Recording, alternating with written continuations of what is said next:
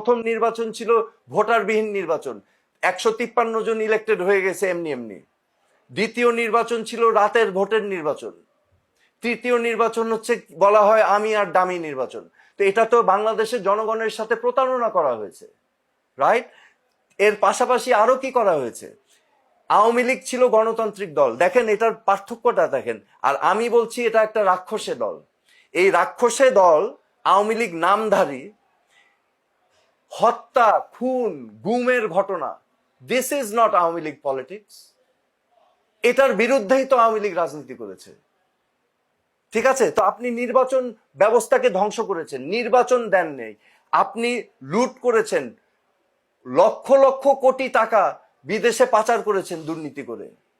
দুই একটা ব্রিজ আর metro rail দেখিয়ে আপনি 100 গুণ পাচার করে নিয়ে গেছেন, বাংলাদেশের সম্পদ ধ্বংস করেছেন, রাইট? আপনি নির্বাচন দেন নাই, ডেমোক্রেটিক প্রসেস বন্ধ করে ভেঙে দিয়েছেন, দুর্নীতি করাপশনকে এমন একটা পর্যায়ে নিয়ে গেছেন যেটা বাংলাদেশে কখনো হয়নি। আপনি অনিয়ম, অব্যবস্থাপনা, বিচার ব্যবস্থাকে ধ্বংস করে দিয়েছেন। মানুষ ন্যায় বিচার পায় না বাংলাদেশে, রাইট? সো এত কিছু হয়ে গেল, তো এটার জবাব দিতে হবে না? এবং শেষ পর্যন্ত আমরা দেখলাম জুলাই অগাস্টের যে গণ অভ্যুত্থান, এখানে পাখির মতো গুলি করে ছাত্রছাত্রী ভাই সহ নিরীহ মানুষ 1000-এর উপরে কিভাবে নির্বিচারে হত্যা করা হলো। এগুলোর বিচার করতে হবে না? এগুলোর জন্য দায়ী কে?